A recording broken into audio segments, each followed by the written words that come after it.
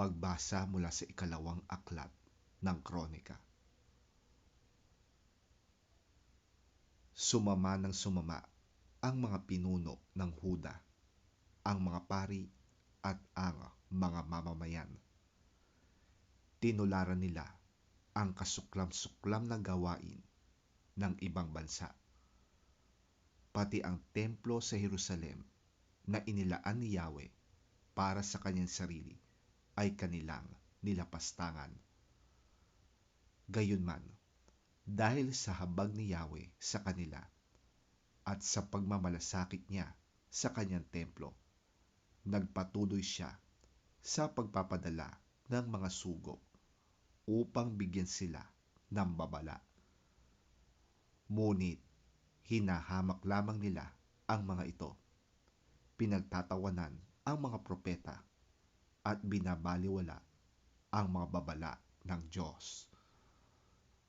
Dahil dito'y umabot sa sukdulan ang galit ni Yahweh sa kanyang bayan at hindi na sila makaiwas sa kanyang pagpaparusa. Sinunog nila ang templo, winasak ang pader ng Jerusalem at ang malalaking gusali. Ang mahahalagang ari-arian doon ay sinunog din, at ang lahat ay iniwan nilang wasak. Ang mga hindi napatay ay dinala nilang bihag sa Babylonia. Inalipin sila roon ng hari at ng kanyang mga anak, habang ang Babylonia ay masakop ng Persya. Ito ang katuparan ng pahayag ni Jeremias na ang lupain ay mananatiling tiwangwang sa loob ng 70 taon upang makapagpahinga. Upang matupad ang sinabi niyang ito sa pamamagitan ni Jeremias, inudyukan ni Yahweh si Ciro, hari ng Persya, noong unang taon ng kanyang paghahari. Nagpalabas ang haring ito ng isang pahayag sa buong kaharian na ganito ang isinasaad. Ito ang pahayag ni Haring Ciro ng Persya. Ipinaubaya sa akin ni Yahweh, ang Diyos ng kalangitan, ang lahat ng kaharian sa daigdig, at inutusan niya akong magtayo para sa kanya ng templo sa Jerusalem ng Huda. Kaya ang sino man sa inyo na kabilang sa kanyang bayan ay pinahihintulutan kong pumunta sa Jerusalem. Samahan nawa kayo ng Diyos ninyong si Yahweh.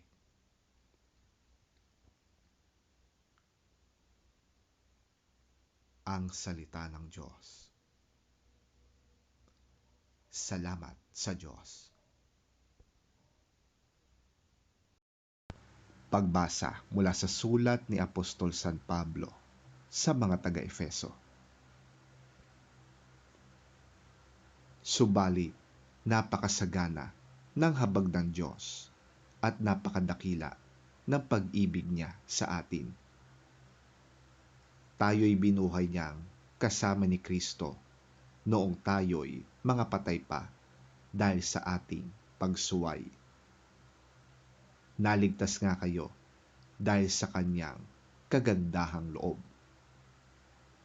Dahil sa ating pakikipag-isa kay Kristo Jesus, tayo'y muling binuhay na kasama niya upang mamunong kasama niya sa kalangitan. Ginawa niya ito upang sa darating na mga panahon ay maipakita niya ang di masukat na kasaganaan ng kanyang kagandahang loob sa pag-ibig niya sa atin sa pamamagitan ni Kristo Jesus. Sapagkat dahil sa kagandahang loob ng Diyos, kayo ay naligtas sa pamamagitan ng pananampalataya. At ang kaligtasang ito'y kaloob ng Diyos, at hindi sa pamamagitan ng inyong sarili. Hindi ito bunga ng inyong mga gawa, kahit walang dapat ipagmalaki ang sinuman.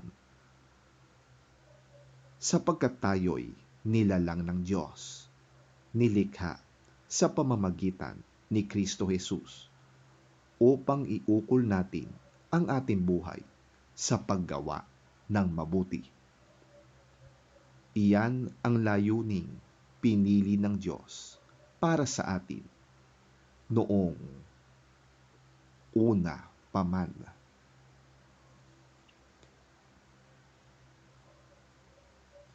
Ang salita ng Diyos. Salamat sa Diyos.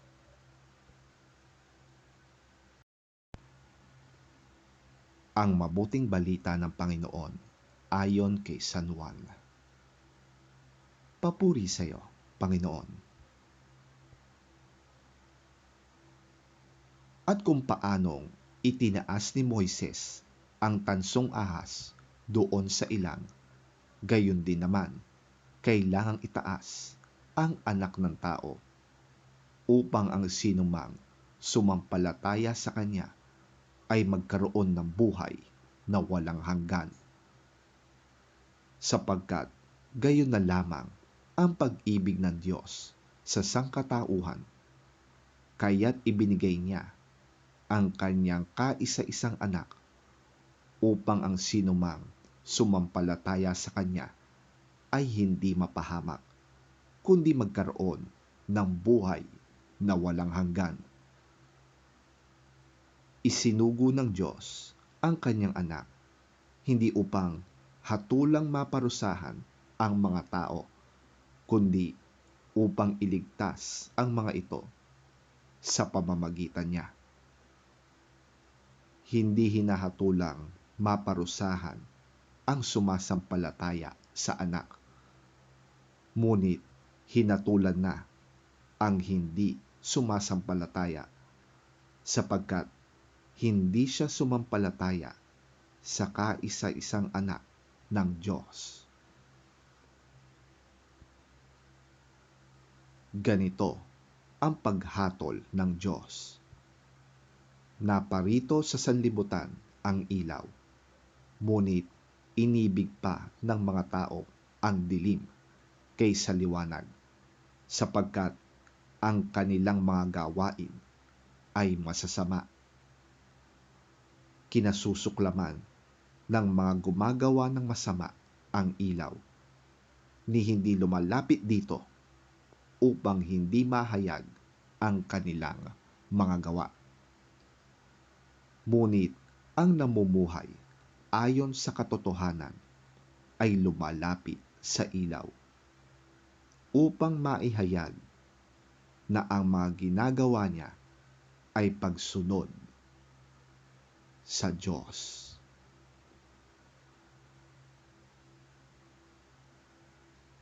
Ang mabuting balita ng ating Panginoon.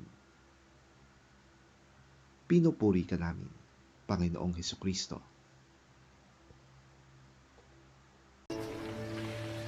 As Moses lifted up the bronze snake on a pole in the desert, in the same way the Son of Man must be lifted up, so that everyone who believes in him may have eternal life.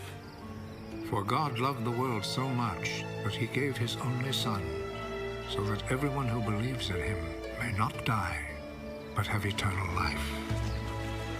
For God did not send his Son into the world to be its judge, but to be its Savior. Those who believe in the Son are not judged. But those who do not believe have already been judged, because they have not believed in God's only Son. This is how the judgment works. The light has come into the world, but people love the darkness rather than the light, because their deeds are evil.